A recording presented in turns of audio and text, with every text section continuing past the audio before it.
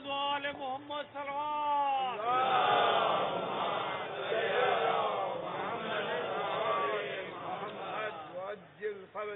اعوذ باللہ السمیع العلیم من الشیطان اللعین الرجیم. بسم اللہ الرحمن الرحیم.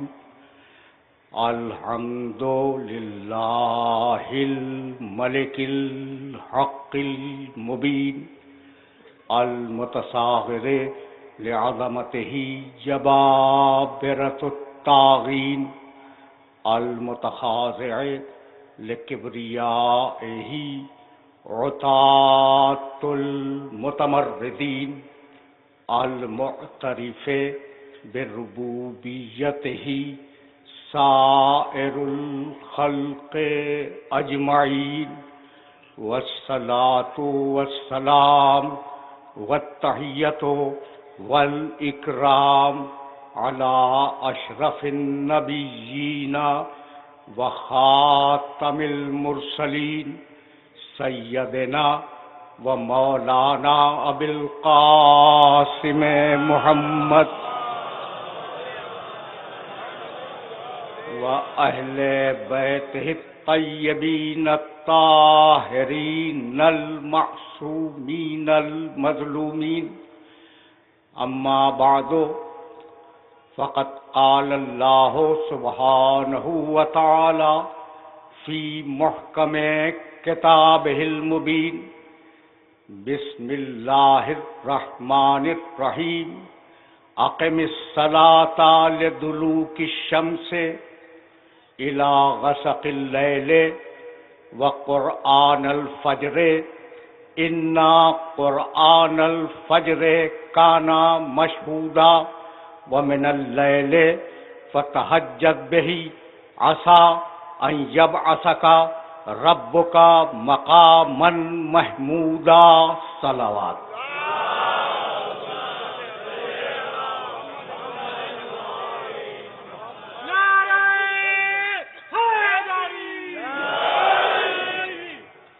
عزیزان محترم، کل شام کو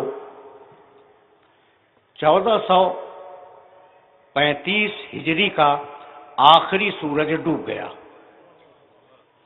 اور سن 1436 ہجری کا پہلا چاند افق عالم پر نمودار ہوا. چاند نمودار ہوا اور ہمارے گھروں میں عزاخانے سج گئے.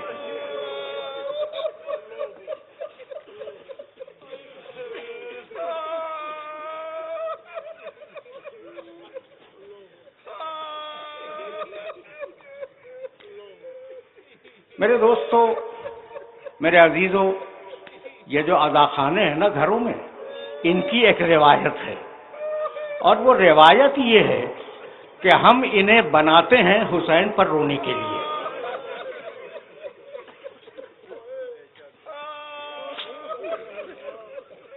یہ عزاخانے حسین پر رونے کے لیے بنائے جاتے ہیں، یہی ہے نا؟ کیوں کسی اور کے رونے کے لیے عزاخانے کیوں نہیں بناتے ہو؟ بات کل اتنی ہے کہ حسین کی شہادت کے بعد حسین کے وارثوں کو جی بھر کے رونے نہیں دیا گیا. چھوٹی بچی جب باپ کو یاد کر کے روتی تھی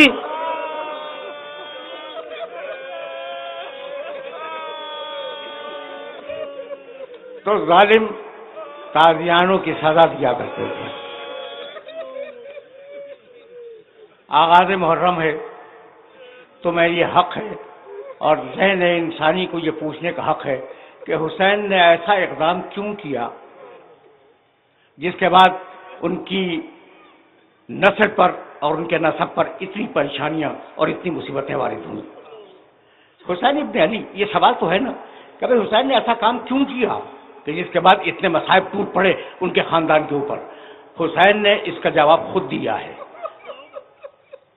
جب چلے ہیں مدینے سے تو یہ لکھ کے چلے ہیں کہ انی لم اخرج اشرن ولا بطرن ولا مفسدن ولا ظالمن. میں جو اٹھ رہا ہوں مدینے سے اور میں یہ قیام کر رہا ہوں تو اس کا مقصد توسیع پسندی نہیں ہے، ملک کا حصول نہیں ہے، کسی شخص پہ ظلم کرنا نہیں چاہتا، کوئی اور مقصد میرے اس قیام کا نہیں ہے. بل خرجت لطلب الاصلاح فی امت جدی، اپنے نانا کی امت کی اصلاح چاہتا ہوں. تمہیدی گفتگو ہے میرے دوستوں، میرے ساتھ ساتھ رہنا، اور سلسلے گفتگو ظاہر ہے کہ بہت طویل ہے. بل خرجت لطلب الاصلاح فی امت جدی، میں اپنے نانا کی امت کی اصلاح چاہتا ہوں، اس لیے میں نے خروج کیا. پالیسی تو آ گئی نا حسین کی. عجیب بات یہ ہے، تھوڑا سا میرے ساتھ چلنا. عجیب بات یہ ہے کہ حسین ابن علی نے صرف اپنی گردن نہیں دی. ذرا دیکھنا کربلا کا واقعہ ہوا کیا ہے. تھوڑا سا تمہید میں وقت لوں گا اور پھر میں آئے مبارکہ کی طرف جاؤں گا. دیکھو بھائی، ابو طالب کے 4 بیٹے، طالب، جعفر، عقیل، علی. ٹھیک ہے نا. اب طالب کے سلسلے میں تاریخیں خاموش ہیں، کچھ نہیں ملتا. عقیل بہت مشہور شخصیت ہیں، تاریخ بھری ہوئی ہے ان کے تذکرے سے. جعفر طیار کو کون نہیں جانتا، اور علی جی ابن ابی طالب تو علی ابن ابی طالب ہیں. اچھا، بیٹے تو 4 تھے ابو طالب کے. ابو طالب کے بیٹے 4 تھے، لیکن کوئی بھی علی جیسا نہیں ہے. بھائی عقیل علی جیسے نہیں ہے، ایک ماں باپ سے آئے لیکن عقیل علی جیسے نہیں ہے. جعفر طیار علی جیسے نہیں ہے. بھائی بہت توجہ رہے. طالب علی جیسے نہیں ہے، تو جب علی سگے بھائیوں جیسا نہیں ہے تو یہ یاروں سے کیا ملا رہے ہو؟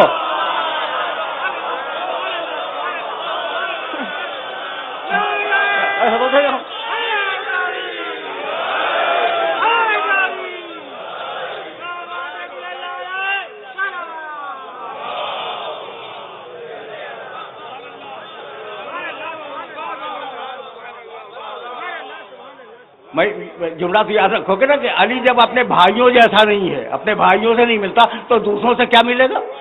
تو ابو طالب کے 3 بیٹے.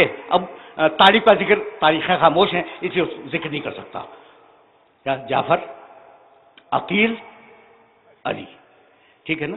کربلا کے میدان میں حسین نے صرف اپنے ساتھی قربان نہیں کیے، تینوں سگے چچاؤں کی اولاد قربان ہوئی ہے.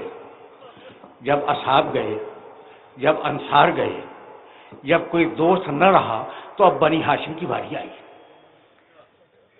اور جب بنی ہاشم کی باری آئی تو سب سے پہلے جو لوگ میدان میں گئے وہ اولاد عقیل ہیں.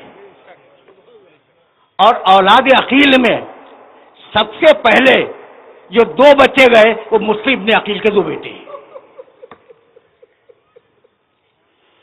کیا تمہیں پتا ہے کہ اولاد عقیل کے 8 لاشیں حسین نے میدان کربلا میں اٹھائی ہیں؟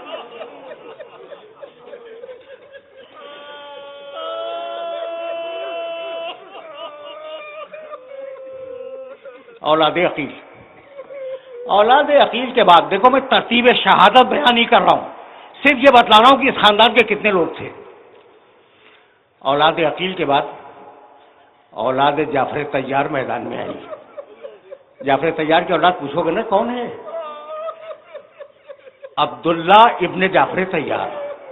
جعفر طیار کے بیٹے عبداللہ، اور عبداللہ سے 2 بیٹے انو محمد. جب مسلم کے بیٹے شہید ہو گئے، عقیل کی اولاد شہید ہو گئی، تو ایک مرتبہ فضا سے کہا، فضا ذرا میرے بھائی کو تو بلا. فضا حسین کو بلا کے لائی. اب بھائی سے زیادہ بہن کے تیور کو کون پہچانے گا؟ چہرے پہ جلال دیکھا، کہا بہن بات کیا ہے؟ کہا بھیا سب کو جنگ کی اجازت ملی، میرے بیٹوں کو نہیں ملی. حسین کی آنکھوں میں آنسو آ گئے. کہنے لگے کہ بہن یہ شیر کے بچے ہیں، ہر بار کہتے ہیں مامو جان ہمیں جنگ کی اجازت دیجیے، لیکن میں نے اجازت نہیں دی. کہا بھیا اب میں آپ سے درخواست کروں گی، آپ منع تو نہیں کریں گے نا؟ کہا بہن آج تک تمہاری کوئی بات میں نے رد کی ہے؟ کہا بھیا میرے بچوں کو جنگ کی اجازت دیجیے. کہا تمہارے کہنے پہ اجازت دے رہا ہوں. جب اجازت مل گئی نا تو دونوں بچوں کو سینے سے لگایا اور کہا بیٹو میدان میں یہ کہنے کی ضرورت نہیں ہے کہ تم جعفر طیار کے پوتے، تم حیدر کرار کے نواسے ہو، یہ کہنے کی ضرورت نہیں ہے. ایسا لڑو کہ فوجیں خود پکار اٹھے کہ جعفر طیار کا پوتا لڑ رہا ہے، حیدر کرار کا نواسا لڑ رہا ہے. بچے گئے، شہید ہوئے، آواز دی، عباس چلے، حسین چلے. ایک لاشا عباس نے اٹھایا، ایک لاشا حسین نے اٹھایا. جب آئے ہیں نا اس خیمے میں جس میں لاشیں لا کے رکھے جا رہے تھے تو فضا دوڑتی ہوئی گئی اور کہنے لگے بی بی آپ کے بیٹے آ گئے. پہچانو کربلا کو.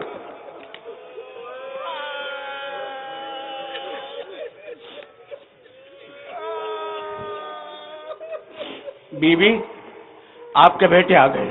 فرمانے لگی کہ میں نے تو انہیں مرنے کے لیے بھیجا تھا، یہ کیسے آ گئے؟ کہا بی بی چل کے تو دیکھ لیجئے. آئی، دونوں لاشوں پہ نگاہ پڑی، کہا بچوں میں تم سے خوش ہوں، تم نے مجھے سرخرو کر دیا. اولاد عقیل گئی، اولاد جعفر گئی، اور اب اولاد علی کی باری آئی. سنو تاکہ کربلا کی تلخیص تمہارے ذہن میں پہلی محرمی کو محفوظ ہو جائے. اولاد علی کی باری آئی. عباس، ان کے 3 بھائی، پہلے سب سے چھوٹے کو بھیجا، جب اس کا لاشا آ گیا تو پھر اس سے بڑے کو بھیجا، جب اس کا لاشا بھی آ گیا تو اس سے بڑے کو بھیجا، اور جب تینوں جا چکے تو ایک مرتبہ عباس نے کہا کہ مولا مجھے جنگ کی اجازت ہے.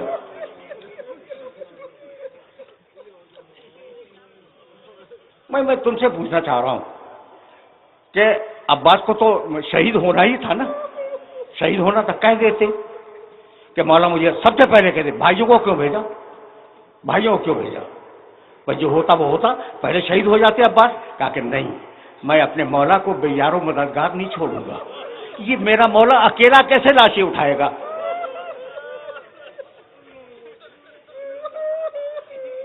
میسج پہنچ رہا ہے نا؟ تو اس وقت تک ساتھ رہے جب تک لاشوں کے اٹھانے کی ضرورت تھی. اولاد علی گئی، اس کے بعد اولاد حسن کی نوبت آئی. اب تمہارے سامنے وہ واقعہ تو بیان بہرحال نہیں کروں گا، 7 محرم کو ہوگا کہ گھوڑوں کی ٹاپیں پڑ رہی تھی اور وہ آوازیں دے رہا تھا، وہ اماں دیکھی.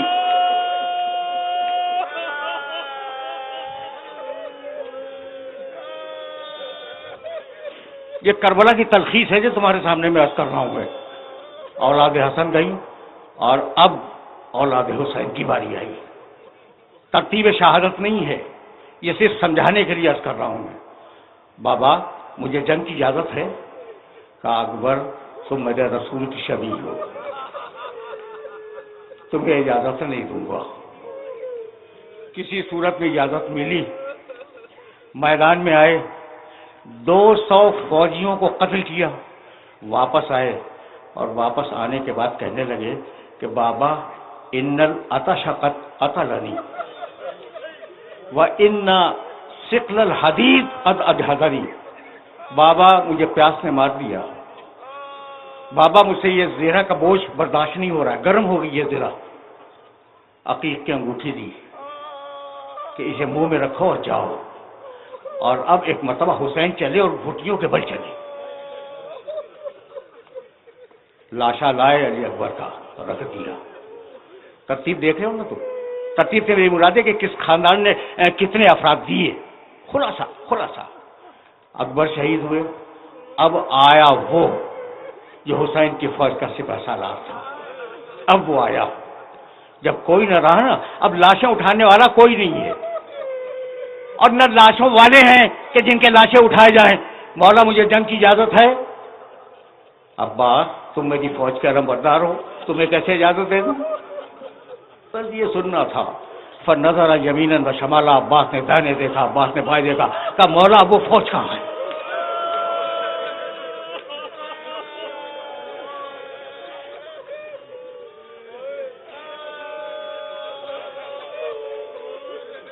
یہ تلخیص تھی کربلا کی جو تمہارے سامنے پیش کر رہا تھا. اور جب عباس نے پکارا تو حسین عباس کے لاشے پہ آئے اور 3 جملے حسین نے کہے: الان ان کا سارا ظہری، آج میری کمر ٹوٹ گئی. وقلت ہیلتی، سہارا ختم ہو گیا. اور اس کے بعد ایک جملہ کہا تم سے بہتر کون سمجھے گا، کمر ٹوٹ گئی، سہارا ختم ہو گیا. وہ شمت بی عدوی، اور عباس اب دشمن تانے دے رہا ہے کہ لاؤ عباس کو.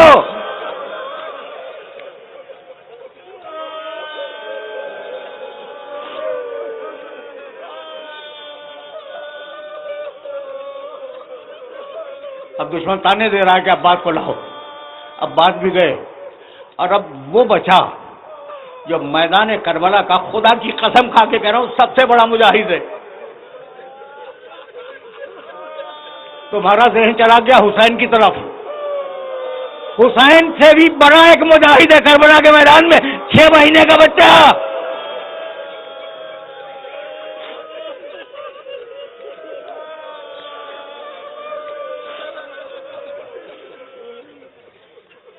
شہید ہوا، بچے کو دفن کیا، اور اب آواز دی: یا ابطال الصفا و یا فرسان الحیجہ مالی ینادیکم فلا تجیبونی. اب ظاہر ہے کہ یہ میں خلاصہ بیان کر رہا تھا، اور اب حسین نے گردن رکھ دی.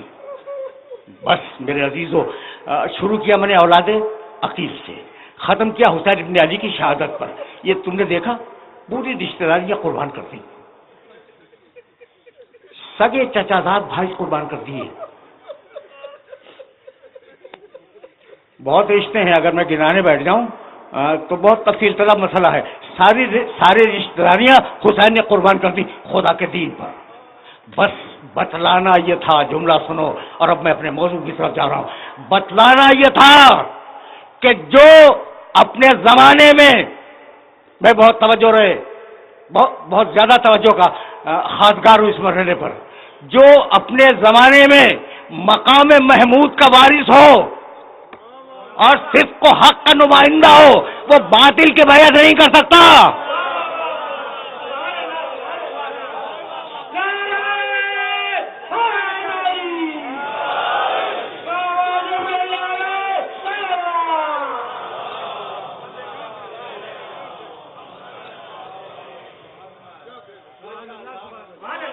ہم اب اس مرحلے پر اپنے موضوع سے متصل ہوئے، مقام محمود اور صدق و حق. اس موضوع کو جسٹیفائی کرنے کے لیے میں نے سورہ بنی اسرائیل کی 2 مسلسل آیتوں کی تلاوت کا شرف حاصل کیا. ظاہر ہے کہ ایک مسلسل خط فکر ہے جسے 9-10 دنوں پر ڈسٹریبیوٹ ہونا ہے، تقسیم ہونا ہے مسلسل خط فکر کو. آج تمہیدی گفتگو ہے، صرف ترجمہ سنتے جاؤ آیت مبارکہ کا. پہلی آیت پھر دوسری آیت. اقیم الصلاۃ لدلوک الشمس الی غسق اللیل. حبیب نماز قائم کرو سورج کے زوال سے رات کے اندھیرے تک. پہلا وقت نماز کا کیا دیا؟ سورج کے زوال سے. دوسرا وقت کیا دیا؟ رات کا اندھیرا. 2 وقت ہو گئے. وقرآن الفجر، اور حبیب نماز قائم کرو صبح کے وقت، صبح کو قرآن پڑھو. ان قرآن الفجر کان مشہودا، یقیناً صبح کی نماز گواہیوں والی نماز ہے. واضح کروں گا گواہیوں والی نماز کا مطلب کیا ہے. بہت توجہ ہے. نماز قائم کرو سورج کے زوال کے بعد، رات کے اندھیرے میں، اور صبح کے وقت. علیکم السلام.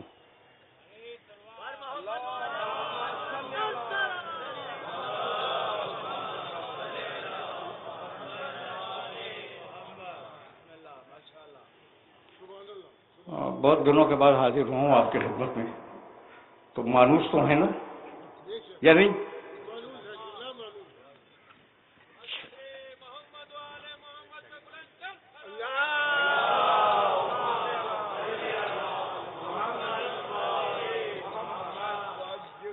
تو اب بھائی سننا، اقیم الصلاۃ لدلوک الشمس، نماز قائم کرو سورج کے زوال کے بعد، اذا غسق اللیل، رات کے اندھیرے میں 2 وقت ہو گئے، وہ قرآن الفجر اور صبح کے وقت. ان قرآن الفجر کان مشہودا ومن اللیل فتہجد بہ نافلۃ لک. اور حبیب ایک چیز تمہارے ساتھ مخصوص ہے، تم پر میں واجب کر رہا ہوں کہ تم رات کے اندھیرے میں قرآن کی تلاوت کیا کرو. یہ نماز شب ہے جو رسول پہ واجب تھی. بابو بہت توجہ رکھنا. ومن اللیل فتہجد بہ، رات کے وقت تم قرآن پڑھو. عسیٰ ان یبعثک ربک مقاما محمودا. اللہ نے یہ طے کیا ہے کہ تم اگر نماز شب پڑھو گے تو اللہ تمہیں مقام محمود پہ فائز کر دے گا.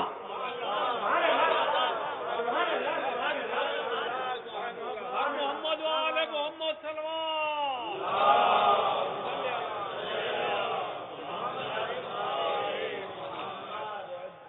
آہستہ آہستہ سلسلہ فکر کو آگے بڑھاؤں گا. دیکھو بھائی، اب تم نے ایک آیت سن لی اور میں نے اس کو 2 مرتبہ دہرایا. نماز پڑھو سورج کے زوال کے بعد، نماز پڑھو رات کے اندھیرے میں، نماز پڑھو صبح کے وقت. 3 وقت بتائے، 3 وقت ہے نا ایگزیکٹلی. پروردگار نے سورہ ہود میں 11واں سورہ ہے قرآن مجید کا اور 114ویں آیت ہے، نماز کے یہی 3 وقت بتائے. وَأَقِمِ الصَّلَاةَ طَرَفَيِ النَّهَارِ وَزُلَفًا مِنَ اللَّيْلِ. نماز قائم کرو دن کے دونوں سروں پر. دن کا پہلا سرا طلوع آفتاب سے پہلے، دن کا دوسرا سرا زوال آفتاب کے بعد.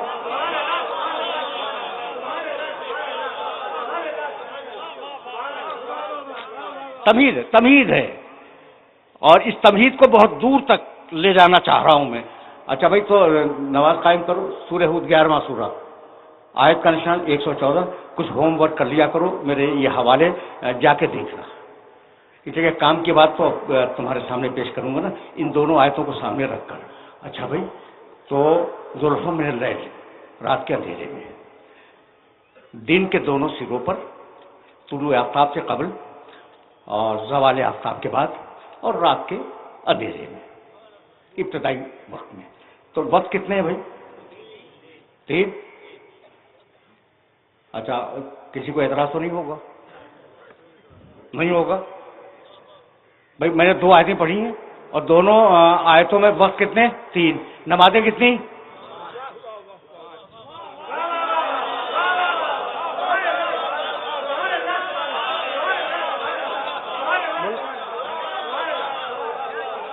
سامنے کی بات ہے بھائی، سامنے کی بات ہے یا نہیں کہ وقت کل 3 اور نمازیں 5. تو اب مجبوری ہے نا کہ ان 5 نمازوں کو 3 وقتوں میں ایڈجسٹ کرنا ہوگا.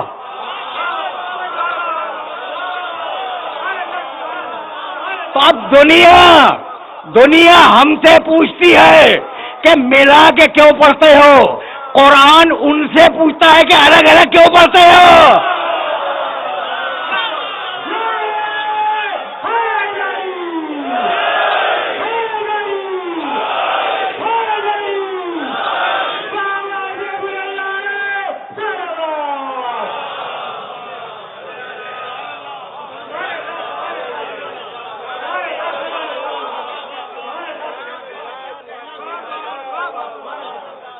بھائی، میں نے آیت ہی ایسی منتخب کی ہے جس میں ذکر نماز ہے، تو اب ذرا سا نماز پہ سنتے چلو اور ذرا سا دور جانا ہے.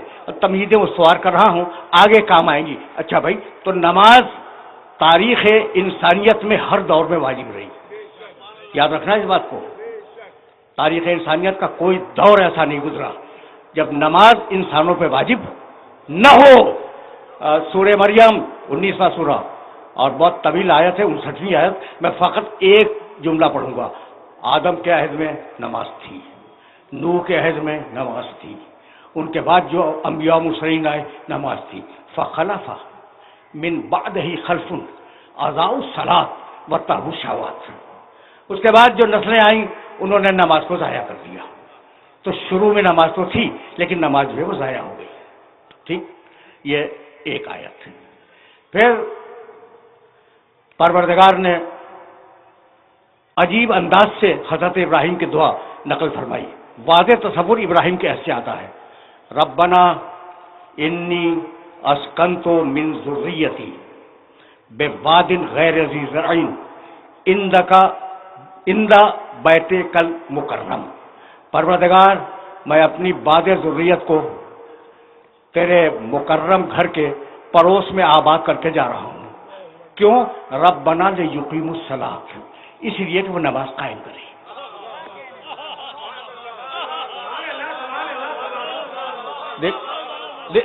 تیور دیکھ رہے ہو؟ یہ تو ابراہیم کا عہد تھا. اسماعیل کان یامر اہلہ بالصلاۃ والزکوٰۃ. اسماعیل ہمیشہ اپنی اولاد کو، اپنے اہل و عیال کو تاکید کرتے تھے کہ نماز قائم رکھو. اب یہاں تک آ گئے ہم، ابراہیم و اسماعیل یہ ہو گئے نا. اس کے بعد یا مریم اقنتی لربک واسجدی وارکعی مع الراکعین.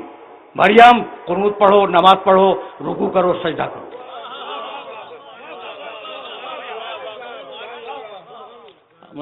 آرام سے چل رہے ہو نا، اس لیے کہ 10 دنوں پہ مشتمل گفتگو ہے اور میں ان کی بنیادوں کو استوار کر رہا ہوں. اچھا بھائی، عیسیٰ،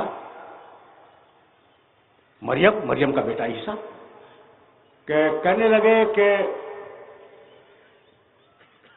انی عبداللہ آتانی الکتاب وجعلنی نبیا. عیسیٰ گود میں بولے تھے میں اللہ کا بندہ ہوں، اللہ نے مجھے کتاب دی ہے، اللہ نے مجھے نبی بنایا ہے. وَأَوْصَانِي بِالصَّلَاةِ وَالزَّکَاةِ، اور اللہ نے مجھے وصیت کی کہ میں نماز قائم رکھوں.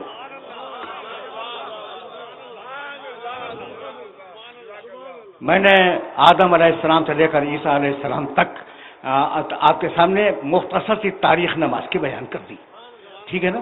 تو اب ان کے ارکان کیا تھے، ان کے شرائط کیا تھے، مجھے نہیں معلوم. اور اگر کچھ توریت و انجیل میں مل جائے تو اسے بیان کرنے کا محل نہیں ہے. یہ میرا موضوع نہیں ہے کہ ان کی نمازوں کے ارکان کیا تھے، ان کے شرائط کیا تھے، ان کے لوازم کیا تھے. یہ میرا موضوع نہیں ہے. مسئلہ تو یہ ہے، مسئلہ کہ اقیم الصلاۃ لدلوک الشمس، تم نماز قائم کرو، اے مسلمانوں تم نماز قائم کرو. یہی ہے نا مسئلہ. تو اب ہم کیسے پڑھیں بھائی؟ ہم نماز کیسے پڑھیں بھائی؟ ہم سنت عیسیٰ پہ نہیں ہے، سنت موسیٰ پہ نہیں ہے، ہم نماز کیسے پڑھیں؟ اچھا بھائی سوال ہے نا. تو اچھا بھیا میں نے قرآن اٹھا لیا اور قرآن اٹھانے کے بعد دیکھا قم اللیل الا قلیلا، قم قیام کرو. ایک آئٹم مل گیا مجھے، ٹھیک. پھر دوسرا آئٹم ملا ربک فکبر، تکبیرۃ الاحرام کو، یہ بھی مل گیا. ارکعوا واسجدوا، رکوع کرو سجدہ کرو، یہ بھی مل گیا. قیام بھی ملا، تکبیرۃ الاحرام بھی ملا، رکوع بھی ملا، سجدہ بھی ملا. بھائی مل گیا نہیں؟ یہ تو میں نے قرآن سے ڈھونڈ کے دیا. بہت سے میں نے ترک کر دیا ان سب کو. بھائی وہ میں اب کیا کروں گا؟ پہلے سجدہ کروں گا، اس کے بعد رکوع کروں گا، اس کے بعد قیام کروں گا، اس کا کہوں گا اللہ اکبر. یہ نماز منہ پہ مار دی جائے گی. بھائی ٹھیک ہے یا نہیں؟ اچھا تو اب کیا کریں؟ کہا صلو کما رأیتمونی اصلی. اب یہاں سے میرا محمد داخل ہوا شریعت میں.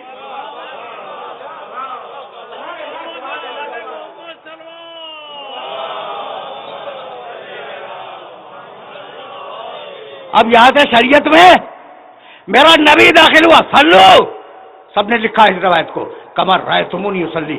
ویسے پڑھو جیسے مجھے پڑھتے ہوئے دیکھو، ویسے پڑھو جیسے مجھے پڑھتے ہوئے دیکھو. یعنی قرآن سے ڈھونڈ کے نہ پڑھنا، مجھے دیکھ کے پڑھنا. جو کتاب زمانے محمد میں کافی نہ ہو وہ آپ کو بعد میں کیسے کافی ہو گئی؟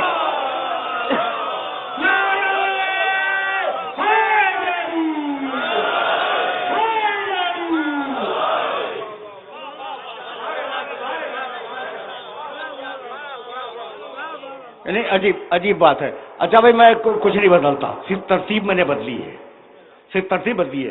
یعنی میں نے قیام لیا قرآن سے، رکوع لیا قرآن سے، سجدہ لیا قرآن سے، قرات سورے کی حمد کی قرات وہ قرآن سے لے لی، اور صرف میں نے تبدیل کی ہے صورت حال. صورت حال بدلی ہے نا. آپ نے کہا نماز منہ پہ مار دی جائے گی، جیسی محمد رسول اللہ نے پڑھی ویسی پڑھو، اپنی ترتیب نہ بناؤ. تو جب محمد کی دی ہوئی ترتیب کو بدل نہیں سکتے تو محمد کے دیے ہوئے آدمی کو کہاں سے بدل دو گے؟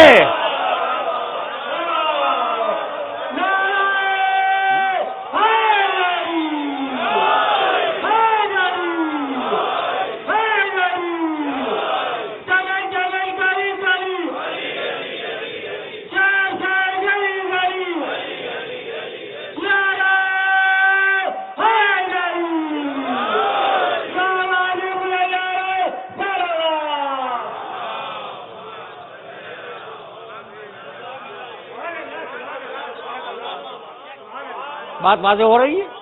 اچھا بھائی، تو اب آگے چلے. سلو دیکھنا بھائی، میں تو بڑی احتیاط سے بات کرنے کا عادی ہوں اور اتحاد بین المسلمین کا قائل ہوں، زبان سے نہیں، دل سے. ٹھیک؟ تو جیسے مجھے دیکھو پڑھتے ہوئے ویسے پڑھو، یہی ہے نا؟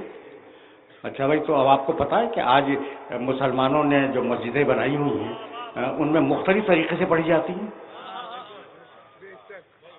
مختلف طریقوں سے پڑھی جاتی ہیں. آپ کے علم ہے نا بات؟ اچھا بھائی، تو اب چھوڑو مکے کی زندگی کو، بات بہت لمبی ہو جائے گی، لیکن ایک بات اب مجھے سے سنو گے اور مجھے سے سنتے جاؤ.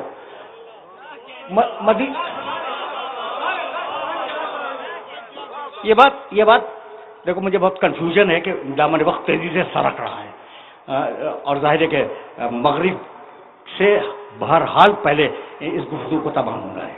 تو اب جہاں تک بھی میں بیان کر سکوں سن لو کہ میں کہنا کیا چاہ رہا ہوں. اچھا بھائی، تو مکے کی زندگی کو چھوڑ دو، جیسا میں نماز پڑھتا ہوں دیکھو، دیکھ کے پڑھو، یہی تو ہے نا؟ اچھا بھائی، اب میں آپ کے خدمت عرض کروں. مکے کی زندگی کو تھوڑی دیر کے لیے چھوڑ دیں، مدینے کی زندگی جہاں رسول ایک سربراہ، اسلامی معاشرے کے سربراہ کی حیثیت سے تشریف فرما ہے. 10 برس رہے نا مدینے میں. اچھا بھائی، 10 برس میں ایک دن میں کتنی نمازیں پڑھی؟ 5 مرتبہ. لوگوں کے سامنے جماعت پڑھاتے تھے، کتنی پڑھی بھائی ایک دن میں؟ 5 مرتبہ. اچھا بھائی، اب روز 5 مرتبہ اگر 30 دن کا مہینہ فرض کیا جائے تو ایک مہینے میں کتنی ہوئی؟ 150.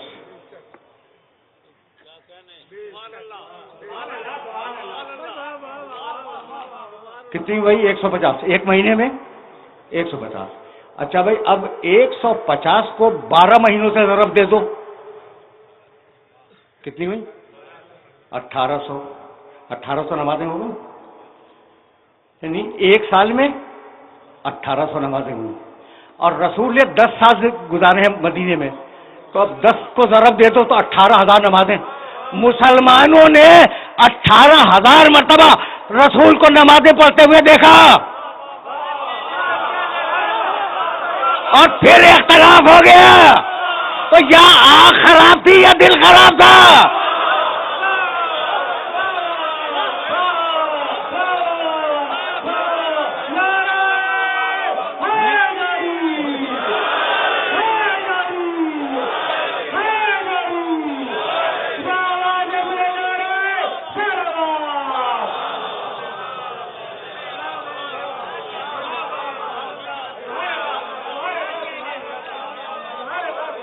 یہ تو حد ہو گئی نا کہ 18,000 مرتبہ دیکھا اور پھر نماز مرتب نہ کر سکے.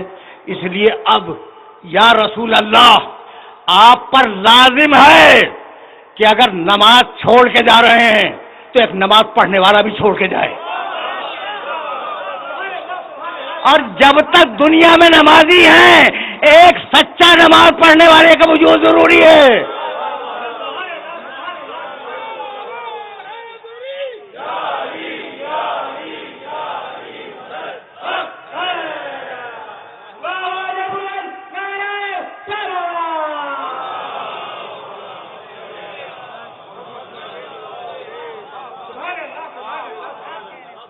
بھائی یہی سبب ہے. اب جملہ سنو، میں کبھی کبھی واقعات بیان کرتا ہوں کہ جنگ جمل کے بعد علی نماز پڑھا رہے تھے اور ان کے پیچھے پرانے صحابہ کرام میں سے 2 بزرگ تشریف فرما تھے، عمران ابن حسین اور مطرف ابن عبداللہ رضی اللہ تعالیٰ عنہما. یہ دونوں بزرگ تشریف فرما تھے. اور علی ان کو نماز پڑھا رہے. پوری جماعت پڑھ رہی ہے نماز, وہ بھی علی کے پیچھے پڑھ رہے ہیں, ٹھیک ہے نا. اور جب نماز ختم ہوئی تو ایک صحابی نے دوسرے صحابی کو دیکھا اور کہا اس جوان نے آج رسول کی نماز یاد دلا دی.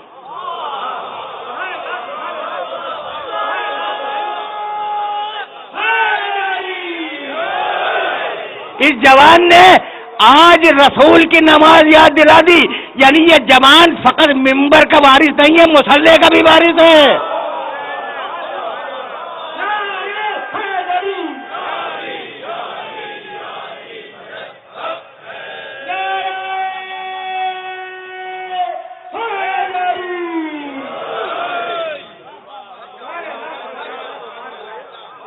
میرے عزیزوں, میرے دوستوں, آج گفتگو طویل نہیں ہوگی, تمہیدی گفتگو ہے, محرم کی پہلی تاریخ ہے. اور اب جب نماز تک آ گئے ہو نا تو ایک جملہ سنتے جاؤ. بھائی نماز ٹھیک ہے, پڑھ لو بھائی, پڑھ لو, نماز پڑھو. اچھا قبلے کی طرف پیٹ کر کے پڑھو.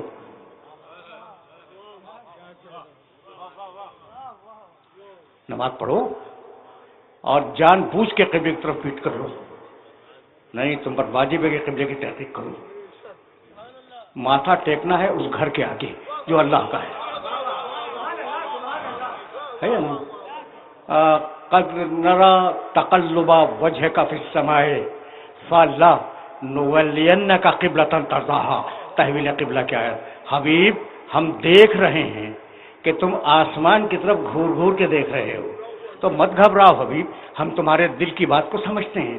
ہم تمہیں اس قبلے کی طرف موڑ دیں گے جو تمہاری مرضی کا قبلہ ہے. نماز اللہ کی مرضی, محمد کی.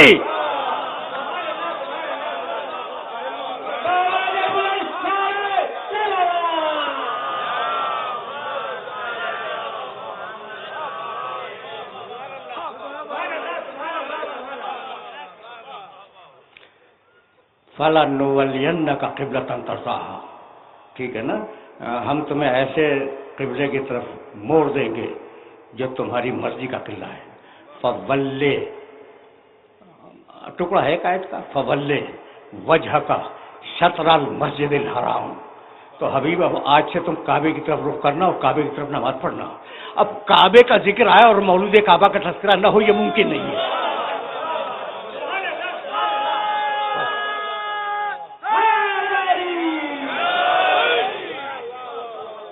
دیکھو بہت قریب ہو گئے نا دامن مغرب سے, دامن مغرب سے ہم بہت قریب ہو گئے, تو اب گفتگو روک دوں گا.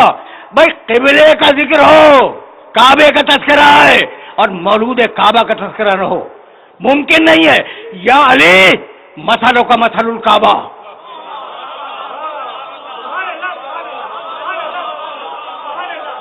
وقت ہوتا تو حوالوں کے انبار لگا دیتا, لیکن میری زبان پہ اعتبار کر لو, اس لیے کہ برسوں سے مجھے سن رہے ہو اور میں آنکھ سے دیکھ کے پڑھنے کا عادی ہوں, ٹھیک ہے نا.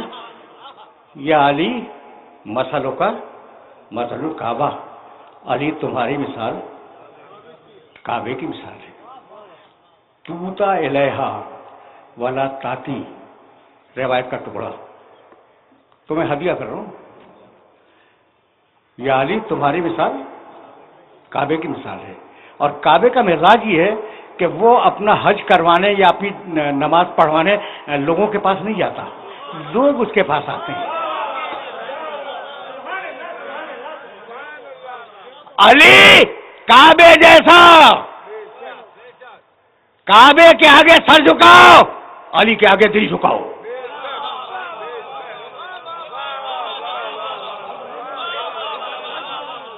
علی کعبے جیسا, کعبے کے آگے سر جھکاؤ, علی کے سامنے دل جھکاؤ. علی کعبہ جیسا, توجہ رہے, اس کا حق دینے کے لیے اس کے پاس جاؤ, وہ مانگنے کے لیے نہیں آئے گا.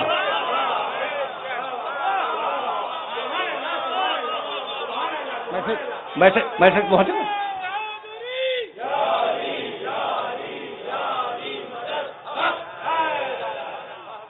وقت نہیں ہے میرے پاس اب وقت نہیں ہے. یا علی تیری مثال کعبے کی مثال, کعبے کی طرف سر جھکے, تیری طرف دل جھکے. یا علی کعبہ اپنا حق مانگنے کسی کے پاس نہیں جاتا، تو اپنا حق مانگنے کسی کے پاس نہیں جائے گا۔ اور اب کعبے کی وہ مثال جو سب کے ذہن میں موجود ہے، جائیے ضد کر کے کعبے کی طرف پیٹ کر کے نماز پڑھ لیں، وضو بھی کریں، نماز بھی صحیح پڑھیں، لیکن کعبے کی طرف پوچھو، خدا کی قسم منہ پہ مار دی جائے گی۔ تو علی کی طرف پوچھ کر کے کب تک چلتے رہو گے؟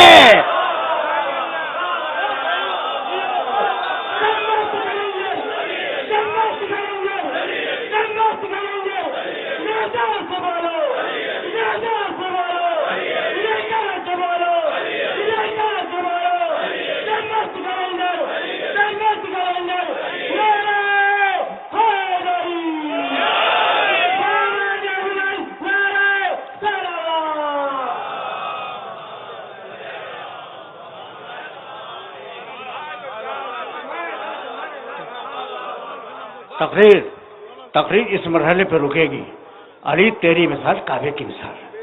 اچھا تو اب تمہاری ضیافت طبع کے لیے ایک جملہ تو کہہ جاؤں نا۔ حوالے میرے پاس، میں تمہارے شہر میں رہتا ہوں، حوالے دیکھنے ہو میرے پاس آ جانا، اور بڑے بڑے مبارک لوگوں کی کتابوں سے دکھلاؤں گا۔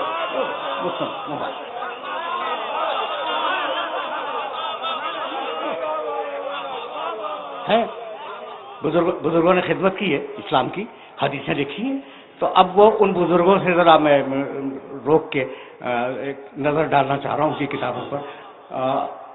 عجیب بات ہے، علی کی مثال کعبے کی مثال ہے۔ اب ایک بات بتاؤں، بس تقریر تمام ہو رہی ہے، دو جملے مصائب کے عرض کروں گا، اس لیے کہ آغاز میں مصائب میں بیان کر چکا، دو جملے، لیکن اب یہ تو سنتے ہی جاؤ۔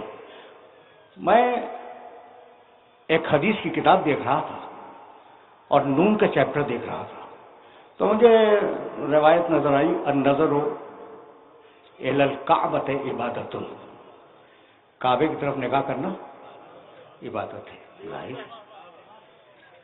ٹھیک ہے نا؟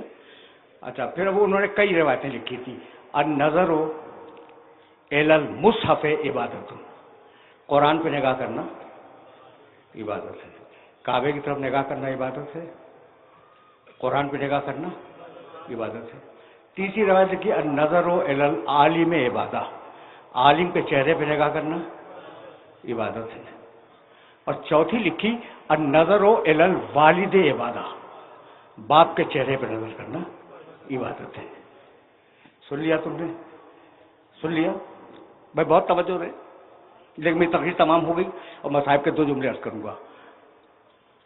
کعبے کی طرف نگاہ کرنا عبادت ہے، باپ کے چہرے پہ نگاہ کرنا عبادت ہے، قرآن پہ نگاہ کرنا عبادت ہے، اور کیا چیز بچی؟ عالم، چلو بھائی، عالم کے چہرے پہ نگاہ کرنا عبادت ہے۔ بھائی جب کعبے کو دیکھ رہے ہو تو قرآن کو نہیں دیکھ رہے ہو، یہی ہے نا؟ اور جب قرآن کو دیکھ رہے ہو تو کعبے کو نہیں دیکھ رہے۔ ایسا ڈھونڈو جو باپ بھی ہو، عالم بھی ہو، قرآن بھی ہو اور کعبہ بھی ہو، نہیں ملے گا، بس النظر الی وجہ علی عبادہ۔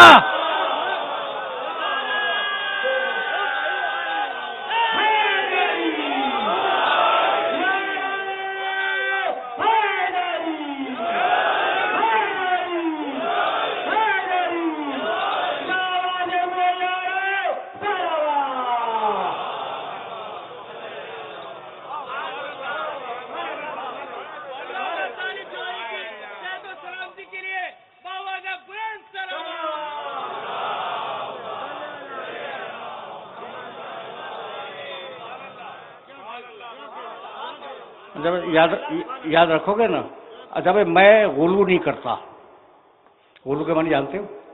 حد سے کسی ذات کو بڑھا دینا، یہ غلو ہے، اور میں ممبر سے کہہ رہا ہوں کہ میں غلو نہیں کرتا، اس لیے کہ حد سے بڑھانے کو کہتے ہیں نا غلو۔ مجھے آل محمد کی حد ہی نہیں معلوم تو میں کیا کروں؟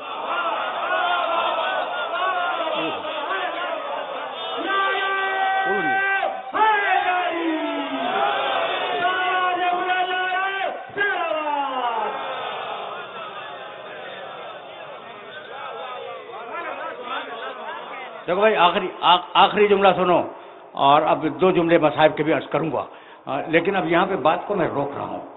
نماز کی بنیاد کعبہ، اگر قبلہین ہو تو نماز کدھر پڑھو گے؟ ٹھیک، تو یا علی مسئلہ کو مسئلہ کعبہ، علی تیری مثال کعبے کی مثال ہے نا؟ اب اگر علی رسول کے فرمان کے مطابق کعبے سے بڑھ جائے، گھبرا گئے؟ وہ گھبرا گئے، میں کیا کروں بھائی؟ اگر علی بڑھ جائے تو کوئی میری ذمہ داری ہے؟ فرمان رسول ہے۔ اب میں جملہ عرض کروں بھائی، دیکھو کعبہ اللہ کا گھر ابراہیم و اسماعیل نے مل کر بنایا، ہماری پیشانیاں کعبے کے سامنے زندگی بھر، ہم مرے تو قبلہ رخ دفن کیے جائیں، ویسا ہے نا؟ کعبہ اللہ کا گھر، اور وہ دنیا کی محترم ترین چیز ہے مکانوں میں، وہ ہے اللہ کا گھر۔ لیکن اب اگر علی بڑھ جائے تو میں کیا کروں؟ تم پوچھو گے نا کہ کہاں سے کہہ رہے ہیں، بتاؤں؟ بھائی سنو، بیٹھ کے اس مجمع میں کعبہ ایک تسبیح پڑھو، 100 تسبیح ہے، ثواب نہیں ہے، لیکن علی پڑھتے رہو، ثواب ہے۔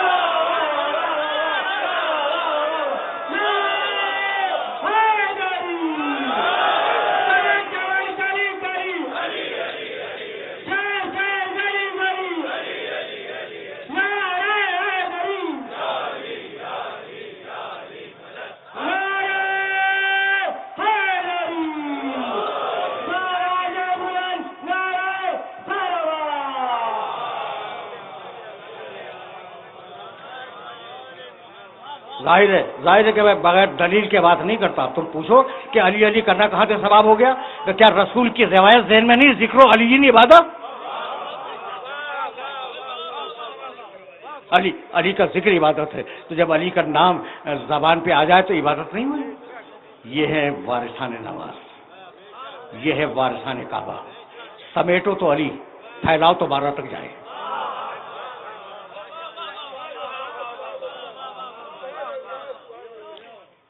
اگر ان وارثوں کو سمیٹو تو علی، پھیلاؤ تو 12ویں تک یہ سلسلہ جائے۔ بس کیا زیارت حسین میں یہ نہیں پڑھتے؟ اشہد انک قد اقمت الصلاۃ وآتیت الزکوٰۃ، فرزند رسول میں گواہی دیتا ہوں کہ نماز آپ نے قائم کی۔ دیکھو میں نے تو حسین کی زیارت کا ایک جملہ پڑھا، تمہاری صدائے بلند ہو گئی۔ 2 جملے سنو، مجھے اجازت دے دو، دامن وقت میں گنجائش نہیں ہے۔ جب چلے ہیں نا مدینے سے تو سب سے خدا حافظ کر کے اپنی نانی ام سلمہ کے پاس آئے۔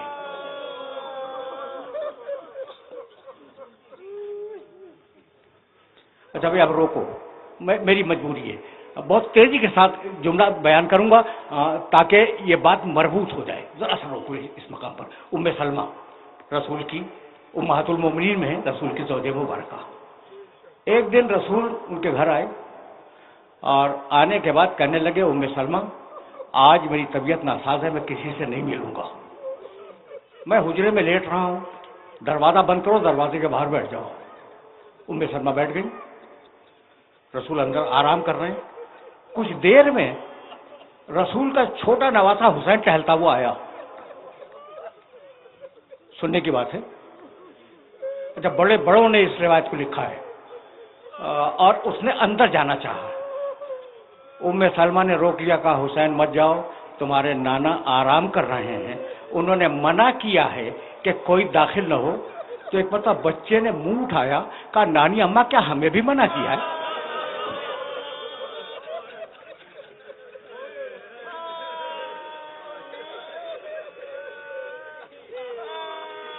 کہا ہاں بیٹا سب کو منع کیا ہے۔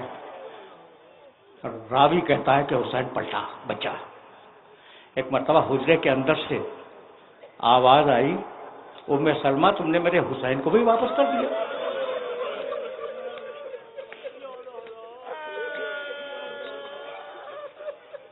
ام سلمہ گھبرا گئی، دوڑتی ہوئی آئی حسین کے پاس، کہا بیٹے چلو تمہیں رسول بلا رہے ہیں، نانا بلا رہے ہیں۔